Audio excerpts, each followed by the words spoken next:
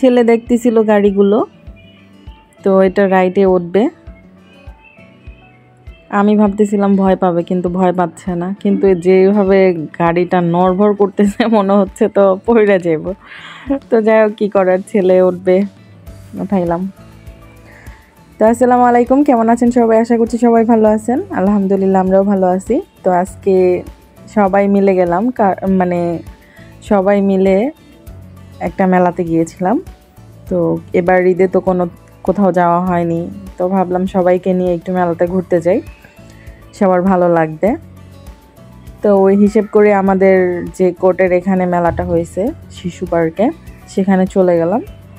বাচ্চাদেরও ভালো লাগবে, সবাইরই ভালো লাগবে। তো যাওয়ার পর মানে মোটামুটি ভালো লাগছে, ততটা ভালো লাগেনি, কারণ আগের মতো মেলাটা হচ্ছিল না। আগে যেভাবে মেলাটা হয়েছিল, দোকান অনেকটাই কম, জাস্ট কয়েকটা দোকান ছিল। তো সেখানে ঘুরতেছিলাম আর আপনাদের সাথে একটু শেয়ার করতেছিলাম। দেখতে ভালো লাগে, বাট আমার কিনতে ভালো লাগে না। কিনতে গেলে কিরকম যেন লাগে, মনে হয় কি এটা আর পরা হইব না, কিনবো শুধু শুধু। এবার তেমন কিছুই কেনা হয়নি, জাস্ট দেখেছি, ঘুরেছি আর টুকটাক খেয়েছিলাম।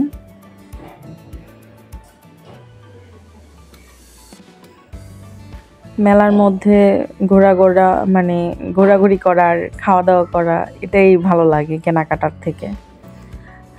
আর আমার এমনিতে মেলা ঘুরতে ভাল লাগে, বাট তেমন কিছু কিনতে ভাল লাগে না। ছেলেদের আবদার ছিল ঘুরতে যাওয়া, তো ওদেরই নিয়ে আসলাম।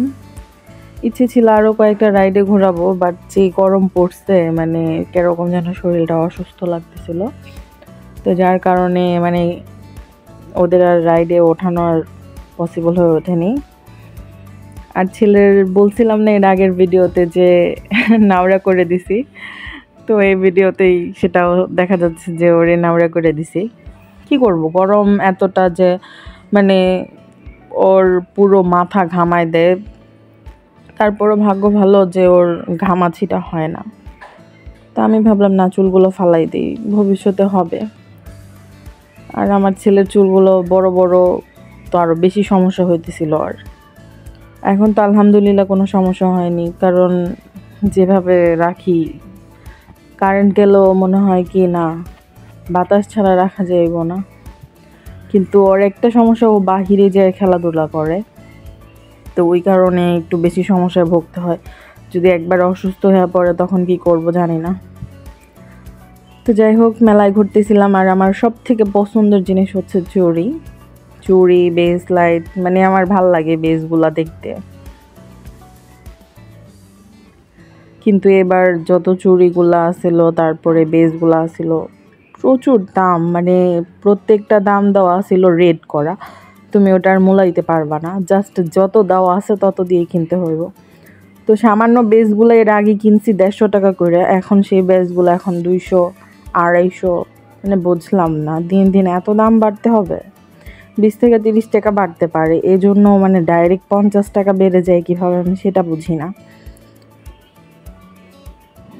মধ্যবিত্তদের কিভাবে চলবে ভবিষ্যতে, সেটা নিয়েও একটা চিন্তার বিষয়। জানি না, আল্লাহ ভালো জানে কি হবে ভবিষ্যতে।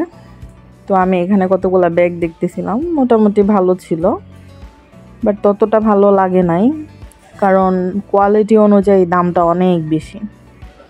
কোয়ালিটি ততটা ভালো না যে মানে ব্র্যান্ডের ওই হিসেব করে নেওয়া যাবে।